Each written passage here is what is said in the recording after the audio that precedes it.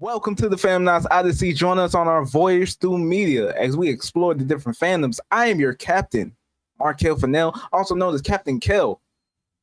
And I'm your captain, Christian Kane, and we are at our destination for movies where we will be talking about Flight Risk. Okay. So, this movie just came out. It was actually delayed. It was supposed to come out last year in 2024. I don't know if you recall what the original time was for it. Somewhere between like maybe winter, Fall. autumnish. Autumnish? Yeah, fallish.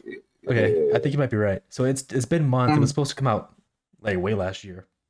So it just came out in January of 2025. Let's go over the taglines. You're gonna have a damn ball with this. We have two choices.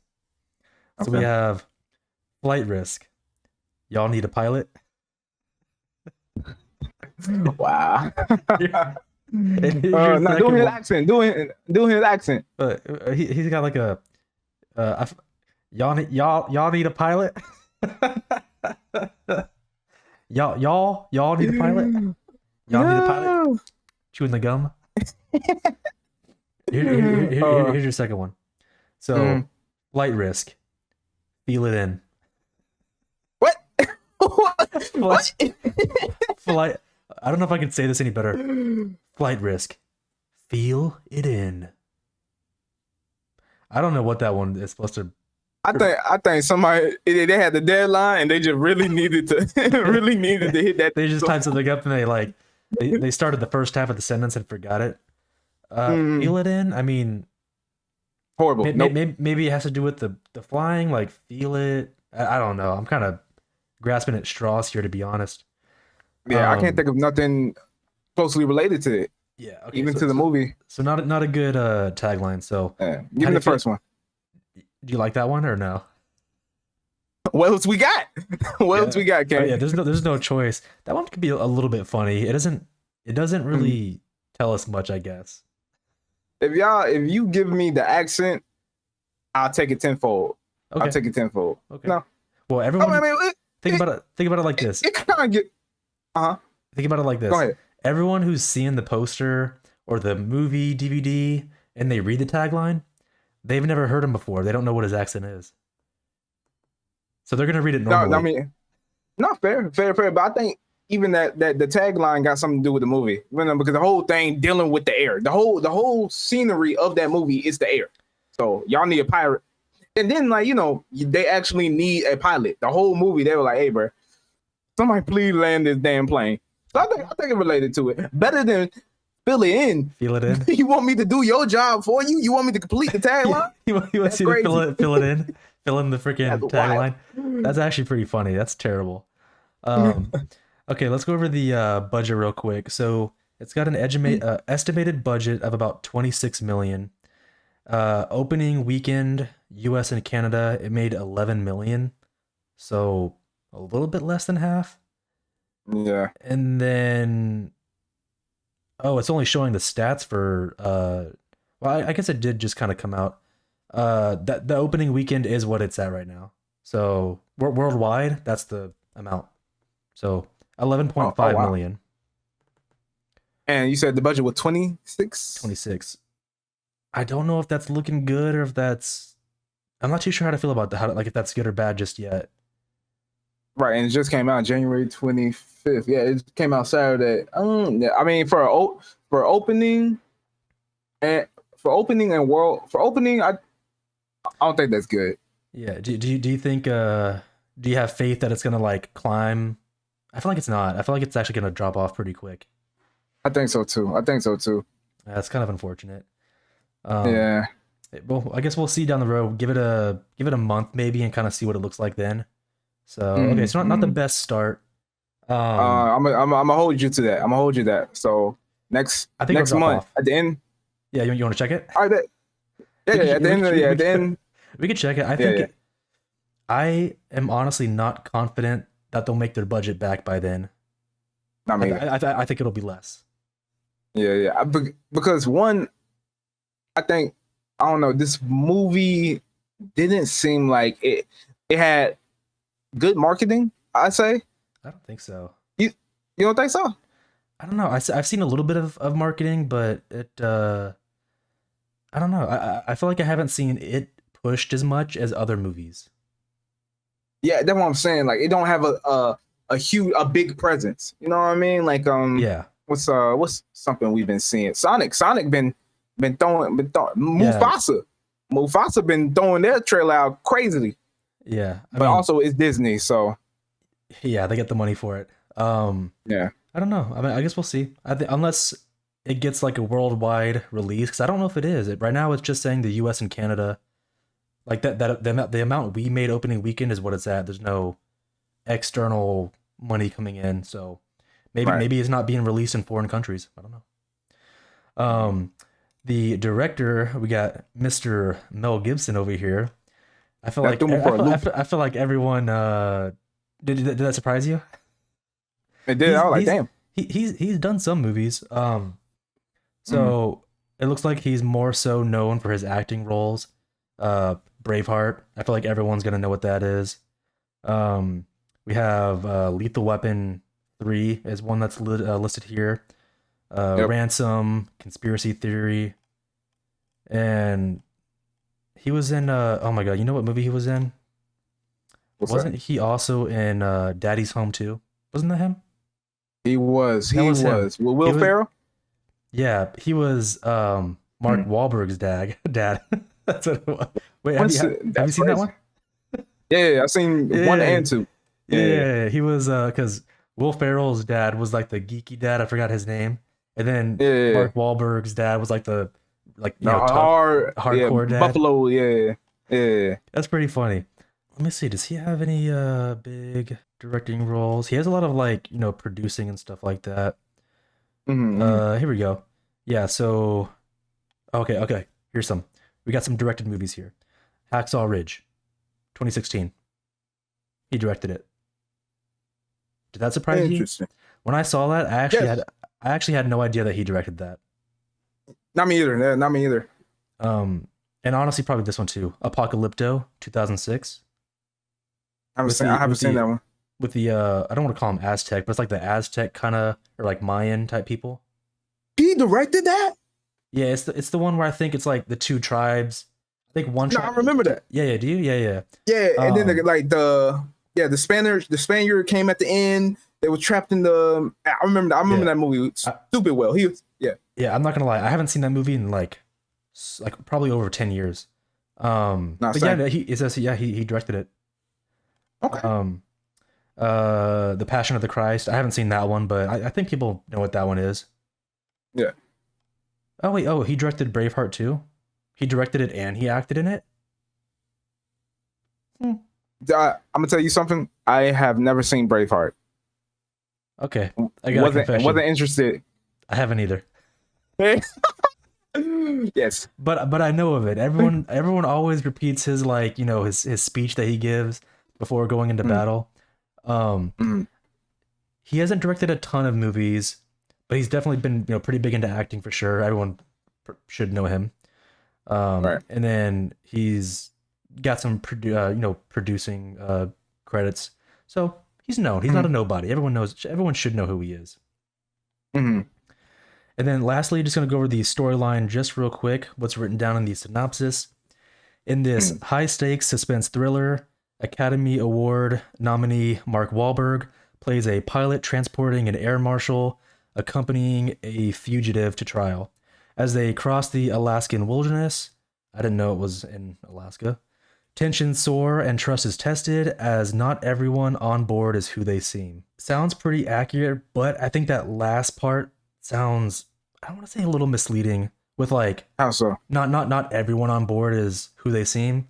There's like 3 people on the plane, bro. No, fair.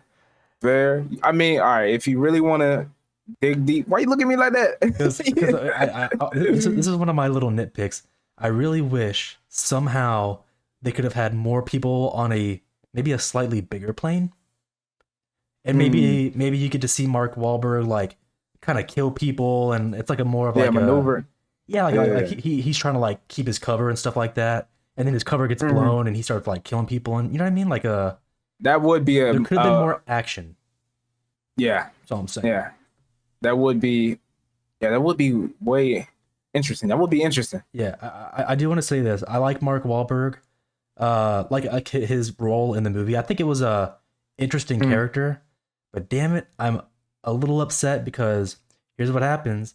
He gets, kind of spotted honestly early on. Like they catch him like pretty much like Yeah, pretty quick. Pretty quick. damn well. And so they get into a scuffle. He gets tied down, and majority of the film is him tied down, and I don't like that. I'm okay with him being tied up. I'm okay with him being tied up for a little bit, but it's like, damn, most of the movie he's just kind of like tied up. Nah, fair. Nah, I like your idea. I like your They just idea. need a bigger cast, and I think it would have been amazing. Because like he did some crazy stuff. Like when he was handcuffed, he like broke his thumb, and he started to like he's like he looks like a hardcore dude. So man, like dude, make him do some hardcore things outside of that. Like like kill some people hardcore. Like just they could go kind of crazy with his character, and I think people would love it. I think. No, like to be honest, like not like the backstory, but like the kind of persona of this character and the stuff that he did. Like you can tell that he was psychotic. He was mad psychotic, and that's one of the nitpicks I got is like I wanted to see more of that. You know what I mean? Like more of him going crazy, going hammer. You know what I mean? Because he was talking crazy. Yeah. But like as far as the action, you're right. There wasn't much action.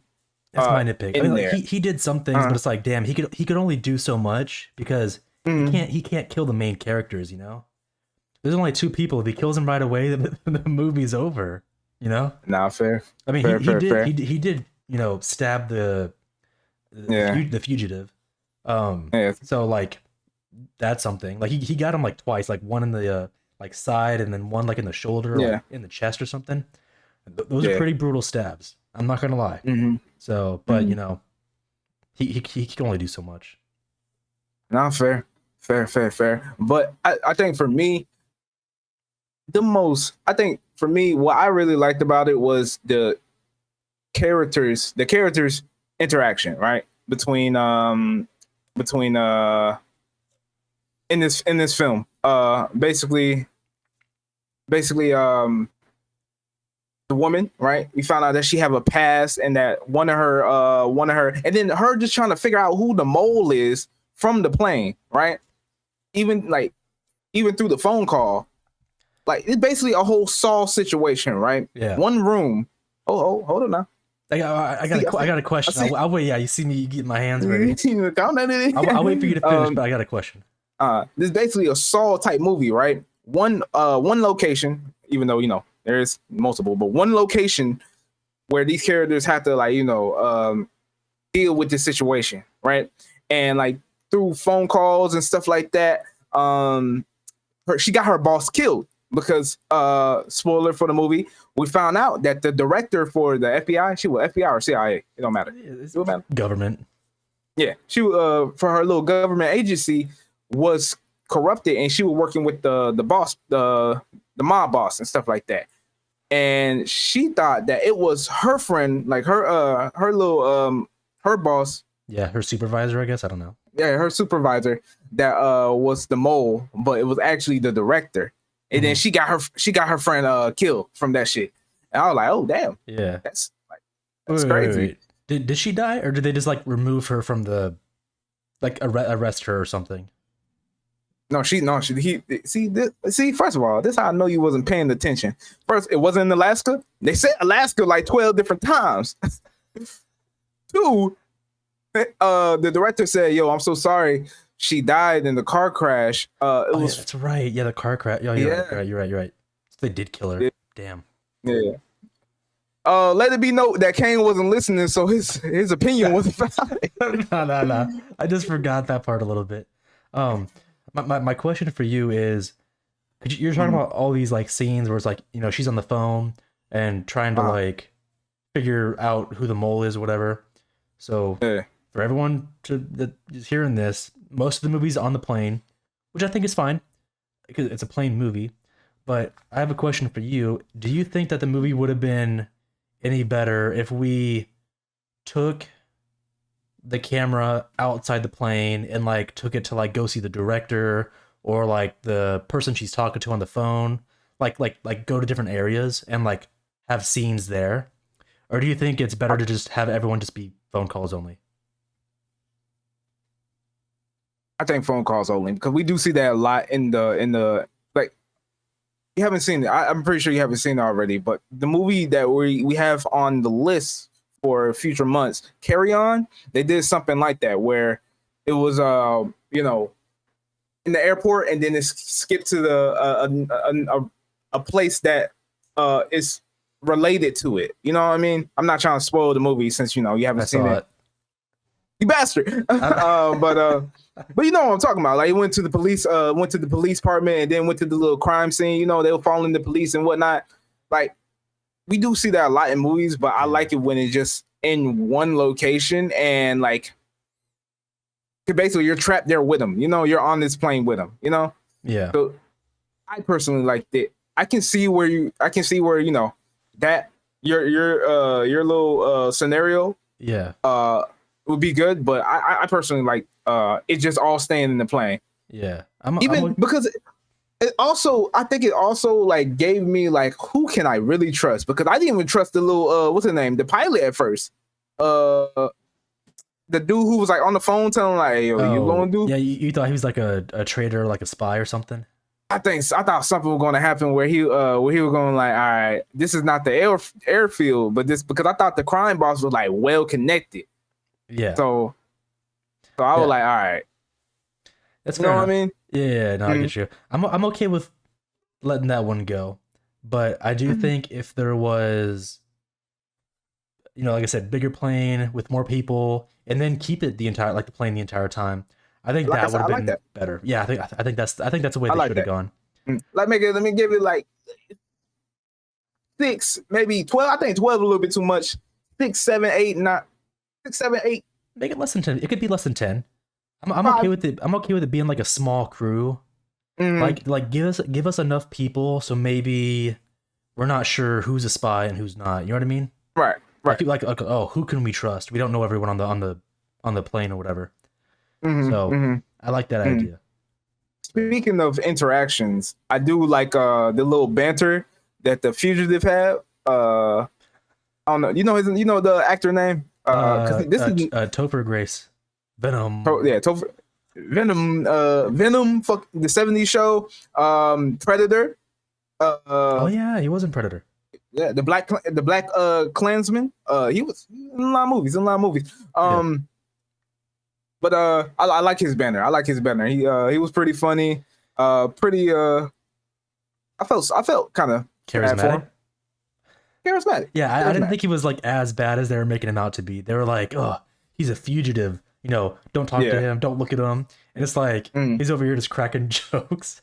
I'm like, and it's like you don't unlock his fucking handcuffs. Yeah, it's like he did some like, you know, shady like computer stuff, and it's like he's not like a hardcore like assassin or something. He's just like he's a tech guy. You know what I mean? Yeah. It's like give him like double chained up and chained to the chair and stuff. It's like, calm down. He's not that. But crazy. Also, I think it was okay. Just to give a little because I think it was also that character why she was so harsh and hard on him, because you remember her backstory. She got one of her witnesses killed because she was so lenient. So basically, in the backstory of the main character, she had to watch another witness protection, right? And she had to watch it in the motel.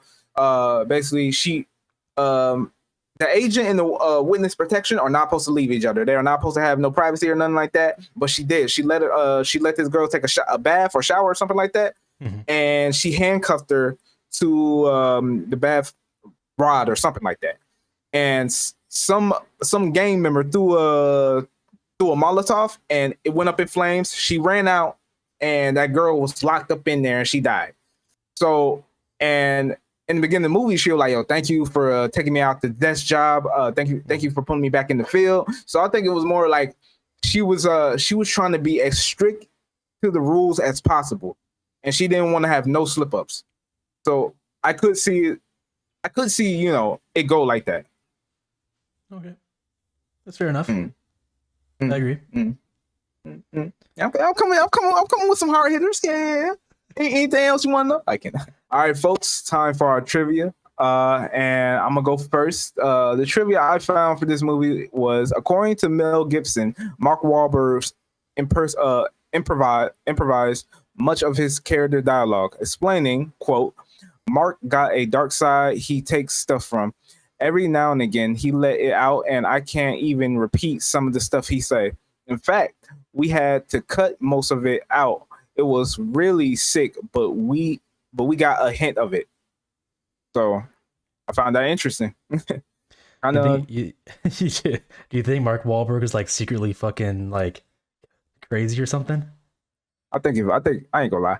I think if you're a celebrity, I think you got some pretty sick thoughts or something like that. All that power, I don't know. Maybe he's got a dark side to him. Yeah, it's possible. And then he starts doing it for the camera, and it's like, oh, he's a good actor. He's acting, but it's like, no, it's really him. Exactly. You gotta think about it. Where this stuff coming from? Like, it's coming from somewhere. You know what I mean? Possibly. That's a. Yeah, you never know, man. You never know. I mean, but shoot, don't we all got dark sides? You feel me? I'm sorry. Yeah, you're right. Okay. So for my trivia, so if y'all didn't know this, Mark Wahlberg actually shaved his head for the role. So that haircut is really his haircut. I saw the video where they like shaved the top part and then they gave him that bald spot in the back. All real. So that's dedication, because if you got to think about it like this, he either A, has to keep going on and have that haircut, or B, he's got to shave it all off. Like he doesn't have a bunch of options. That haircut's really bad. That's for real. That's crazy dedication. And then I got a second part here for this. So it was Mark Wahlberg's idea to have the pilot be bald in the first place.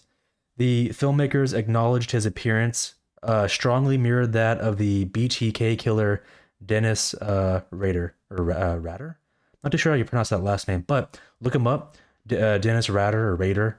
His haircut, legit. Actually, it actually looks really, really close to it. Like he has that same front part of his hair just missing, and it's the hair on the sides and the back. It's actually identical. It's actually kind of crazy. So, would you call Mark Wahlberg a method actor? We're doing this or not? Damn, is that considered method acting? I don't know. It's I don't think so. No, he's stealing. I mean, not stealing. I don't want to say that, but he's borrowing the look or the haircut at least. So I can't say that it's like method acting, but he's going into the role like with the haircut at least. So right. Maybe maybe it helps get him into his like his role. Fair. Okay. Maybe. And that was a pretty shiny head. Once they took off the little toupee, I was like, damn.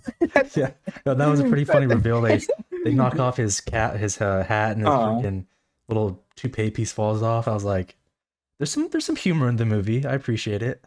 No, most definitely. Then you just want to smack that joint, like smack the top of his head. Hey, dude, try to do that. Mark Wahlberg is a big motherfucker, bro. I don't think he'll let you get away with that. He is. But he got hit, so it don't matter. He did. All right. Star rating, and are you adding this to your collection? All right. So, my star rating is 7. Right. Okay. So, just to reiterate, we got 5. It's okay. Not good, not bad. 6. Average. Good. Yeah, good. 7. Pretty great. 8. Great. Okay. 9. Top 10. Extraordinary. 10. I love this movie. Yeah. That's like top 10, like your personal favorites and stuff like that. Yeah. Okay, that's fair enough. Add it to your collection. Yes. Okay. Matter of fact, I called my grandfather and be like, "Yo, I gotta watch a movie with you." I think he would love this movie. Really? This would be the type of movie he love. That's fair enough. Okay. I think I can give it like maybe like a 6. I don't think it was completely average. I think it was better than that. Like it has the banter, Some of the comedy is fine. Mhm. But I think it, like I said, I told you that I think it could have been a little bit better. If they changed it to how I'm thinking, I think that could push it to like a 7, Mhm. possibly an 8 if it like goes really really well. So Right. I think it's got to tweak it just a little bit. Give it a little more substance, and then I'll boost it up. You hear that? You hear that, Mel Gibson? He think he can do your job better. If y'all please hashtag Mel Gibson and tell him that can't. I'm calling him out. No, I'm kidding. Bro. No, but at the moment, or I'll just say no, I wouldn't add it to my collection. But if those changes were made, I think I would. I'd give it like a 7 or an 8, and then I probably would add it to my collection, like for sure, because I think Mm. the characters are fine. I just think it needs a little bit more of the action and story stuff in there, and give me more visuals, and I think I would have liked it better. Common question of the day. If you were an actor, would you alter your appearance either by gaining weight, losing weight, shaving off your head, getting a tattoo for a role that you really wanted? Don't forget to like, comment, and subscribe. All right, and catch us on the next episode while we talk about Sonic 3. I'm your captain, Captain Markel Fennell. And I'm your captain, Christian Kane, signing off.